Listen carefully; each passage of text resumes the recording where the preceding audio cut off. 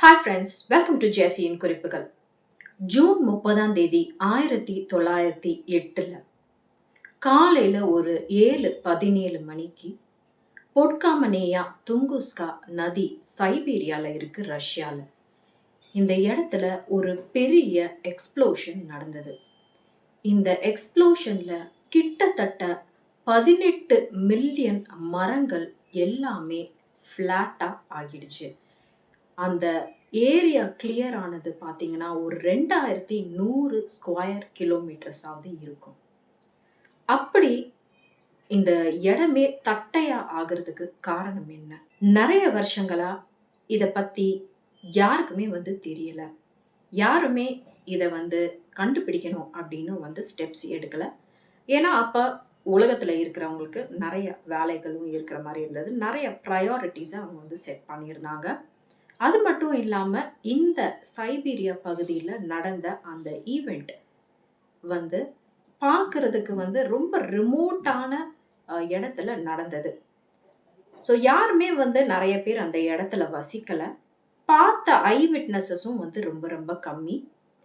அங்கே இறந்து போனவங்களுடைய எண்ணிக்கை வெறும் 3 பேர் அப்படின்னு தான் சொல்கிறாங்க.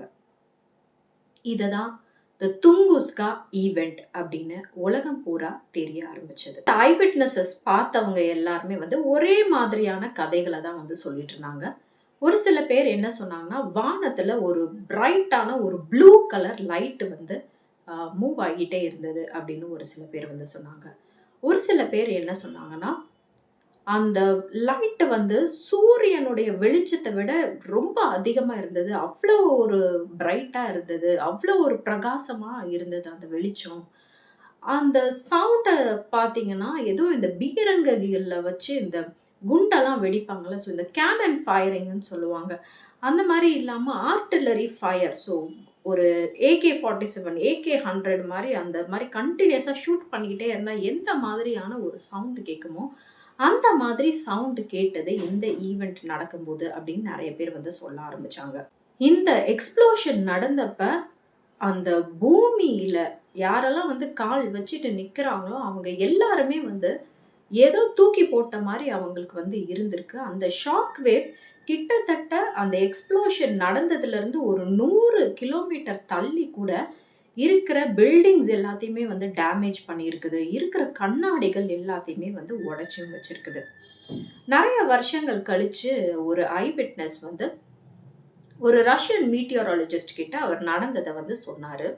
அவர் காலையில அன்னைக்கு பிரேக்ஃபாஸ்ட் சாப்பிட்டுட்டு இருந்திருக்காரு.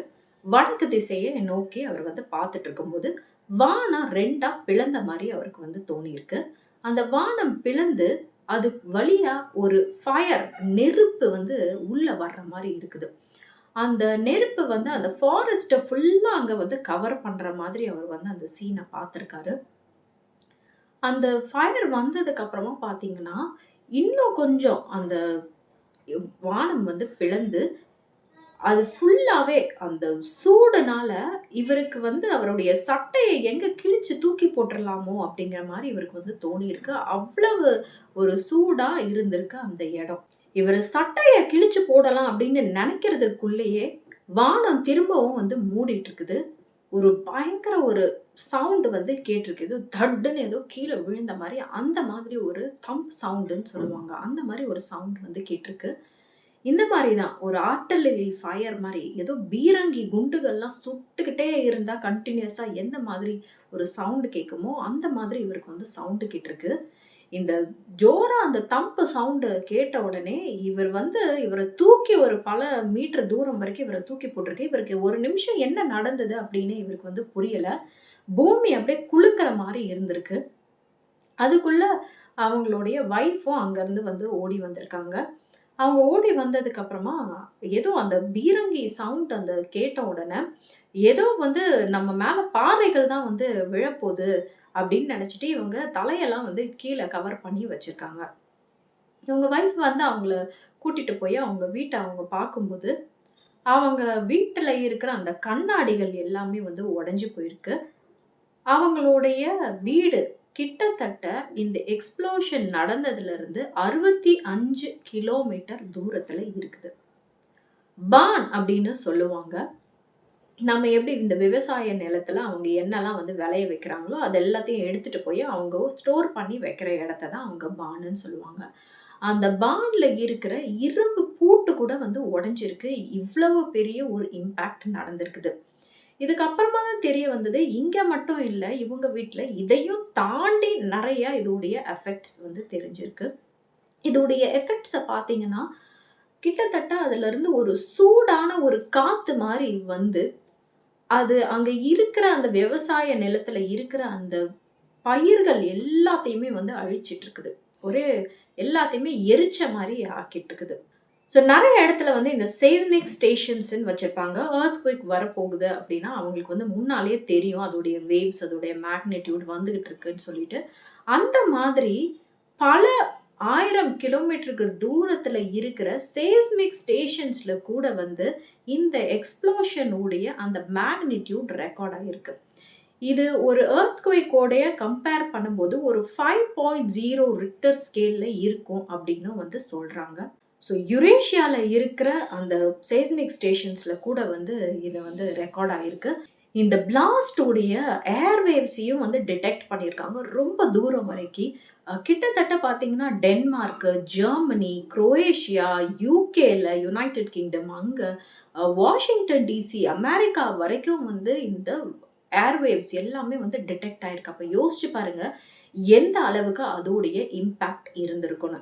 இந்த எக்ஸ்ப்ளோஷன் நடந்ததுக்கு அப்புறமா பல நாட்கள் வரைக்கி வானம் வந்து அப்படியே ரொம்ப ஒரு க்ளோவா இருந்திருக்கு. ஏதோ ஒரு கலர்ஃபுல்லா அந்த மாரி இருந்திருக்கு. ஏசியா, அதுக்கப்புறமா வந்து யூரோப் பகுதிகள்ல இதை எல்லாருமே வந்து கவனிச்சிருக்காங்க. இந்த பிசாரான ஈவென்ட் நடந்தது வந்து ரொம்ப ஒரு ரிமோட்டான ஒரு ஏரியா சைபீரியால அப்படிங்கிறதுனால, நெறைய பேர் இது வந்து இன்ட்ரெஸ்ட்டும் காட்டல இது மேல. ஏன்னா அவங்களுக்கு வந்து வேற பிரையாரிட்டீஸ் இருக்குங்கிற மாரி வந்து பார்த்தாங்க. அது மட்டும் இல்லாம இந்த இடத்துல வந்து வெறும் ஐ விட்னஸஸும் ரொம்ப கம்மி. 3 பேர் மட்டும் தான் வந்து இறந்து போயிருக்காங்க அப்படிங்கிறதுனால, இது மேல வந்து ஒரு பெரிய ஒரு இன்ட்ரெஸ்ட் யாருமே எடுத்துக்கல. ஆனா ஒரு 10 வருஷங்கள் அந்த மாரி கழிச்சு பார்த்தீங்கன்னா, ஒரு சில பேரு வந்து அங்க போயி எக்ஸ்பெடிஷன்ஸ் நடத்தணுன்ற மாரி அவங்க முடிவு பண்ணி, எக்ஸ்பெடிஷன்ஸ் நெறைய வந்து கண்டக்ட் பண்ண ஆரம்பிச்சாங்க. ஒரு எக்ஸ்பெடிஷன் லீடர் என்ன கண்டுபிடிச்சாருன்னா, அவருக்கு வந்து இது ஆச்சரியமா இருந்தது. அந்த எக்ஸ்ப்ளோஷன் நடந்த அந்த இடம் பார்த்தீங்கன்னா, ஒரு கிரேட்டர் மாரி எதுவுமே இல்ல. அங்க நடந்த அந்த இன்சிடென்ட்ல அந்த மரங்கள் மட்டும் எல்லாமே வந்து ஒ எரிஞ்சு, அது எல்லாமே வந்து கீழயும் விழுந்திருக்கு. இந்த பிளாஸ்ட் நடந்ததோடைய எபிசென்டர்ல இருக்கிற அந்த மரங்கள் மட்டும் எல்லாமே வெட்டப்பட்டு, அந்த மாதிரி எல்லாமே வந்து எரிஞ்சு போய் இருந்திருக்கு. 1960கள கிட்டத்தட்ட ஒரு 50, 60 வருஷங்கள் இந்த இன்சிடென்ட், இந்த ஈவென்ட் நடந்ததுக்கு அப்புறமா, அத வந்து இவங்க இந்த பிளாஸ்ட் நடந்த அந்த எக்ஸ்ப்ளோஷன் நடந்த இடத்த வந்து ஒரு பெரிய ஒரு பட்டர்ஃப்ளை மாரியான ஒரு ஷேப்ல இருக்கிற மாரி இவங்க வந்து அத நெனச்சாங்க.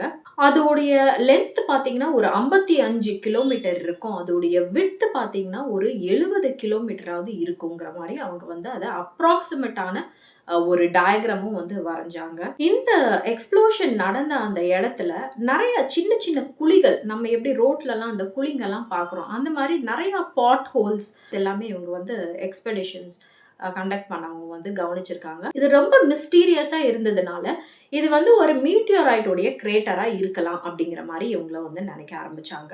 இவங்க வந்து ஒரு குழிய மட்டும் இவங்க எடுத்து, இதுல நம்ம ஆராய்ச்சி பண்ணலாம் அப்படின்னு சொல்லிட்டு அத ஆராய்ச்சி பண்ணாங்க. அந்த காலத்துல அது கொஞ்சம் எக்ஸ்பென்சிவான ஒரு ரிசர்ச்சா தான் இருந்தது. அவங்க அந்த குழிக்குள்ள அவங்க தோண்டி அத வந்து எடுக்கும்போது, அங்க வந்து ஒரு மரத்த அவங்க வந்து கண்டுபிடிச்சாங்க. இந்த மரம் வந்து அப்படியே பாதியா வந்து ஸ்டம்போட அப்படியே நின்னுட்டு இருந்தது. ஒரு பர்ன் ஆகி இருக்கிற ஒரு நிலைமையில இருந்தது. அதனால இது வந்து ஒரு மீட்டியோரைட்னால இருக்காது அப்படிங்கிற மாரி அந்த தியரிய வந்து அவங்க அப்போ வந்து நெகேட் பண்ணிட்டாங்க. 1950, 60கள்ல வந்து நெறைய ஸ்பியர்ஸ வந்து அவங்க வந்து கண்டுபிடிச்சாங்க. எல்லா இடத்துலயுமே வந்து அது ஸ்கேட்டர் ஆகி இருந்தது. நெறைய வந்து அப்படியே பூமிக்குள்ள வந்து புதைஞ்சு கிடந்தது. நெறைய இந்த மாரி ஸ்பியர்ஸ வந்து இவங்க அங்க இருந்த அந்த மரங்கள் விழுந்த மரங்களுடைய அந்த ரெசின்னு சொல்லுவாங்க. அதுலருந்து வடியிற ஒரு லிக்விட். நம்ம பிசின்னு சொல்றோம். இல்லன்னா ரப்பர் மாரி, பால் மாரி ஊத்துமோ, அததான் வந்து ரெசின்னு சொல்லுவாங்க. அதுல கூட வந்து இந்த மாரியான இந்த ஸ்பியர்ஸ் எல்லாமே வந்து கண்டுபிடிச்சாங்க.